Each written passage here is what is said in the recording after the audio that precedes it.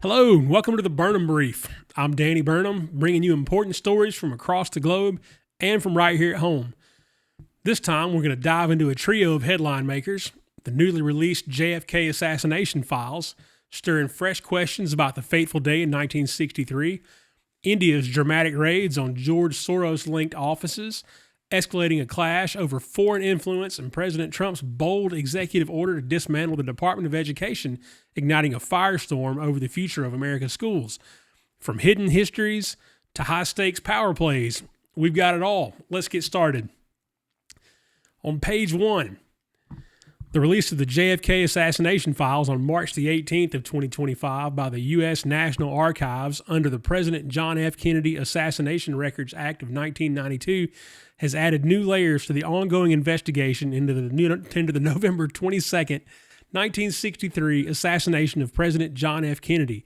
This batch includes around 80,000 files. These documents, primarily from the FBI and CIA, span the early 1950s to the late 1960s and cover investigations, intelligence operations, and potential leads related to the assassination.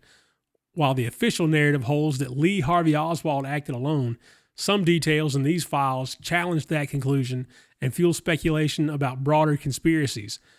The files reveal a mix of investigative efforts, surveillance operations, and international intelligence activities. For instance, document number 124-10369-10022 details the FBI's installation of closed-circuit television system in 1966, 3 years after the assassination. This system, equipped with a remotely controlled camera, zoom lens, and pan tilt head, was installed in connection with the JFK case, suggesting the FBI was still actively monitoring someone or something related to the assassination well after Oswald's death in 1963. The use of such advanced surveillance technology at the time raises questions about who or what was being watched and why the investigation remained so active years later. The same file, 124-10369-10022, it's a lot of numbers. You can rewind this if you need to. Contains a letter from Joachim Jostein, dated August 22nd, 1966, which threatens the Johnson Gang and references the Gehlen Gang, a term often associated with former Nazi intelligence officer Richard Gehlen, who worked with the CIA during the Cold War. Jostein's letter, shared with the White House and Secret Service, speaks of American patriots, or opposing usurper regime, hitting in a conspiracy involving high-level political figures and foreign intelligence networks. This suggests, even years after the assassination, some believed in a broader plot tied to a political power struggle, possibly involving the CIA or other entities. Another file, 104-10332-10023, outlines the CIA's JFK records collection, which includes 81 boxes of material originally compiled for the Warren Commission and the House Select Committee on Assassinations. The collection covers Oswald's 201 file, anti-Castro operations like Mongoose, and the CIA station activities in Moscow, Mexico City, or Jimwave, which is Miami, where Oswald's travels intersected with political intelligence operations. Notably, the file mentions records on Castro assassination plans/attempts, with no time limit, indicating the CIA's deep involvement in anti-Cuban activities that some theorists link to motives for Kennedy's death. The inclusion of mafia connections to Castro, JFK, and New Orleans, where Oswald lived in 1963, further complicates the narrative, as it suggests possible intersections between organized crime and intelligence operations. File 124-90092-10016 provides insight into CIA operations in Europe during the early 1950s, focusing on figures like Sergei Peter Carlo, who worked in the Technical Aids Detachment, or TAD, in Frankfurt, Germany from 1950 to 1953. Carlo made 12 to 15 trips to Vienna for CIA purposes, and interviewee Earl Allen Gold recalled riotous operations there, though specifics were redacted. Imagine that.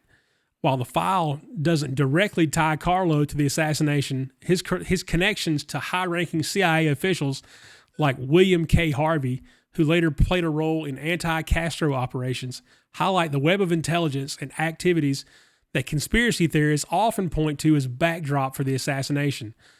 The scope of CIA's collection, detailed in 104-10332-10022, shows ongoing efforts to identify and release more records, with over 123,000 pages released by August 1993 and an additional 74,000 pages post-1993.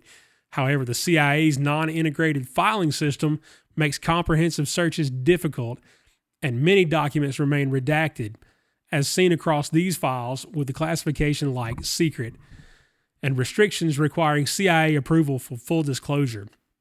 The opacity fuels skepticism about the official narrative, as critical information may still be withheld.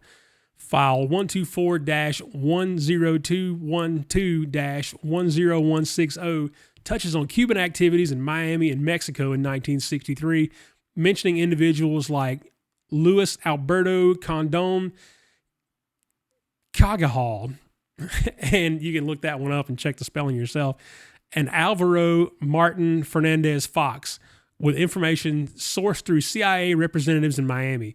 This underscores the CIA's focus on Cuban exiles and anti-Castro movements, which some theories could suggest have intersected with Oswald's activities, given his pro-Castro sympathies and time in New Orleans. What's surprising is the extent of the post-assassination surveillance and the persistence of conspiracy theories among contemporaries, as seen in Jostin's letter. The file also highlights the CIA's deep involvement in anti-Cuban operations and the mafia's potential role, both of which challenge the lone gunman theory by suggesting motives and networks that could have orchestrated a larger plot. However, without unredacted access to all 80,000 files, definitive answers remain elusive. These documents show that the investigation into JFK's death was far more complex and prolonged than the public narrative suggests, leaving room for doubt about whether Oswald truly acted alone. On to page 2. On March 18, 2025, India's Enforcement Directive, or the ED, conducted a series of searches at 8 locations in Bengaluru, Karnataka, targeting, easy for you to say, right? Targeting offices and entities related, linked to an Open Society Foundation, or OSF, funded by billionaire George Soros. The raids were part of an investigation into alleged violations of the Foreign Exchange Management Act, which governs foreign exchange transactions in India. The ED's action focused on suspected irregularities in foreign direct investments, or FDI, and funds flow from Soros-backed organizations to various Indian entities, including non-governmental organizations, or NGOs. The investigation centers on claims that approximately 25 crore, about $3 million US, were funneled from the Soros Economic Development Fund, an arm of the OSF, to 3 Indian companies: Rootbridge Services, Rootbridge Academy, and ASAR Social Impact Advisors, between the financial years of 2021 and 23-24. The authorities allege that these funds were channeled through complex arrangements such as compulsory convertible preference shares and payments disguised as service fees or commissions to bypass restrictions imposed by India's Ministry of Home Affairs. There's a lot of stuff going on there. George Soros may or may not be in trouble. Page 3. On March 20th, 2025, President Donald Trump signed an executive order aimed at dismantling the United States Department of Education, fulfilling a key campaign promise to return control of education to the states. The signing took place in the East Room of the White House, surrounded by school children at desk and several Republican governors, including Ron DeSantis of Florida and Greg Abbott of Texas. The order directs Education Secretary Linda McMahon to take all necessary steps to facilitate the closure of the Department of Education and return authority over education to the states and local communities. while ensuring the continued delivery of critical services like student loans, Pell Grants, and funding for low-income and disabled students.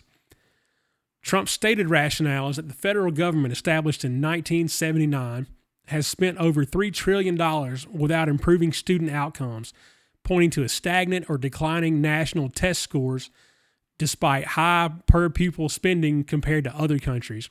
He argued that education is best managed by the states, claiming that the federal role has failed students, parents, and teachers. At the ceremony, he emphasized the key programs such as Title I funding for low-income schools and the Individuals with Disabilities Act would be preserved and redistributed to other agencies, though specifics on which agencies remain unclear. That's been the Burnham Brief for March 24th, 2025. Thank you for watching.